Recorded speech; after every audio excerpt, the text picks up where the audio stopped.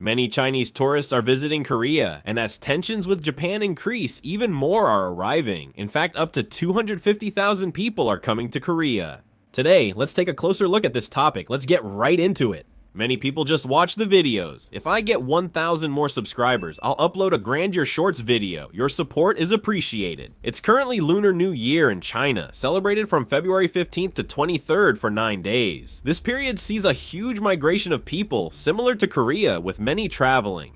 The problem is that Chinese people are flocking to Korea. Currently, it's expected that about 250,000 people will come to Korea. To give you an idea of how big that number is, compared to 113,000 people in 2024 and 117,000 people in 2025, more than twice as many Chinese tourists are coming to Korea. The scale has grown significantly. Because of this, the Ministry of Culture, Sports and Tourism is hosting welcome events for Chinese tourists and working to ensure safe travel. With so many Chinese visitors, you can easily spot them at major tourist attractions in Korea. Right away, as Chinese tourists concentrated their visits during the Lunar New Year holiday, hotel reservations were nearly fully booked, and it was enough for many people in the industry to comment on it. Hotels in Myeongdong, Jeju Island, and near Incheon Airport are nearly fully booked. For instance, a Jeju Island hotel with 1,600 rooms has 1,590 already reserved. The tourism industry is very welcoming of this. With the influx of Chinese tourists, it is expected that domestic spending will reach $330 million, which is about 470 billion won. Because of this, various tourism businesses are holding events specifically for Chinese tourists. In the past, Chinese tourists saw Korea only as a shopping destination. As soon as they got off the plane, they would rush to duty-free shops and sweep up luxury goods or cosmetics all at once. That's why Korean tourism had no choice but to rely heavily on duty-free shop sales. But now, the atmosphere among Chinese tourists coming to Korea has completely changed. These people now see Korea not as a place to buy things and take them home, but as a space to directly experience and enjoy the Korean lifestyle.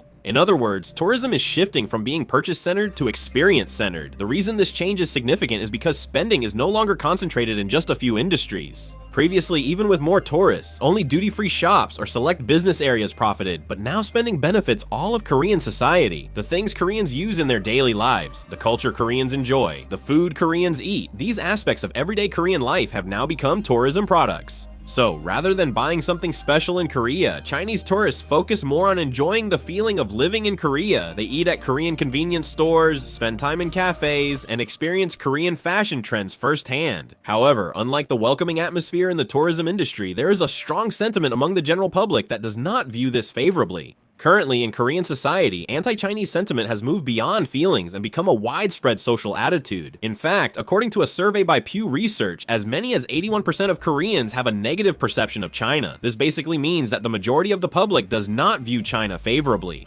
More importantly, the direction of anti-Chinese sentiment is shifting.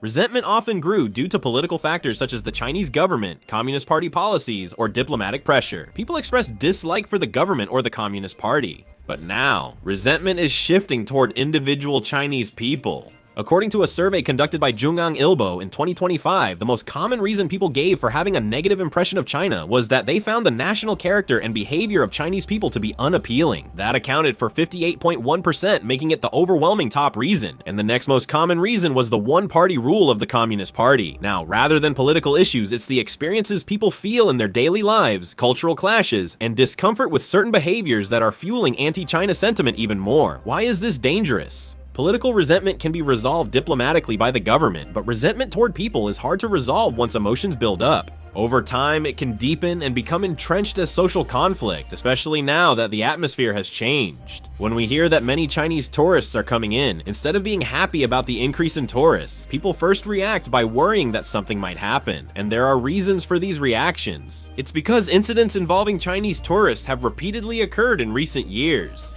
For example, Chinese tourists have been caught relieving themselves in public on Korean streets, causing disturbances, shouting at tourist sites, or acting strangely near cultural assets. Such videos spread online and go viral. People's perception that Chinese tourists are behaving badly is reinforced, and that soon leads to resentment. There was even a particularly shocking incident. A security guard working at Gyeongbokgung Palace was assaulted by 2 Chinese individuals. The bigger problem came after that. During the police investigation, these individuals left the country, and people started to distrust that foreign crimes are properly punished when incidents like this happen.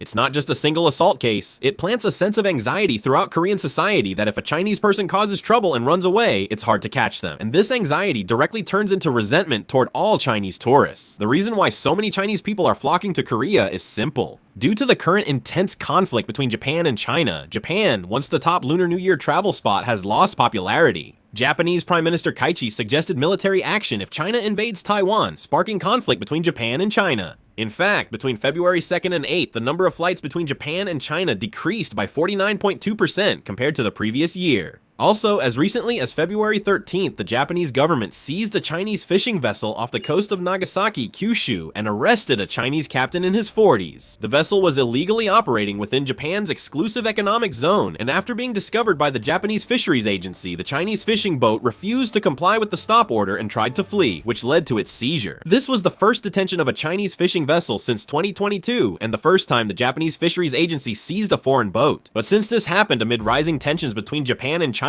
there were significant concerns. However, it seems the issue did not escalate much. After receiving documents promising to pay the security deposit, the Chinese captain was released that same day. However, tensions between Japan and China continued, and on February 14th, Wang Yi, a member of the Chinese Communist Party Central Politburo and foreign minister, warned that the Japanese people should not be misled or swayed by right-wing forces. Prime Minister Kaichi discussed possible military action if China invades Taiwan, prompting China to protest, calling it a direct challenge to its sovereignty and the post-war order. Japan still has ambitions of aggression and colonialism toward Taiwan, and 1.4 billion Chinese people cannot accept this and have criticized it. It seems that Japan's recent seizure of ships and Prime Minister Kaichi's historic landslide victory are being interpreted as moves to keep China in check. Of course, a lot of Chinese people are coming to Korea these days, but we shouldn't rely too much on Chinese tourists. China doesn't treat tourism as just a pure civilian exchange. China has long used tourism as a diplomatic card, and whenever necessary, it has repeatedly pressured other countries by adjusting the number of tourists. Tourism may look like free movement of civilians on the surface, but that's not the case in China. In China, the group tourism market is structured so that the government can actually control it. Because the government has a wide reach over travel agencies and flight allocations, if they want to, they can simply issue a travel advisory and, in short, cut off the flow.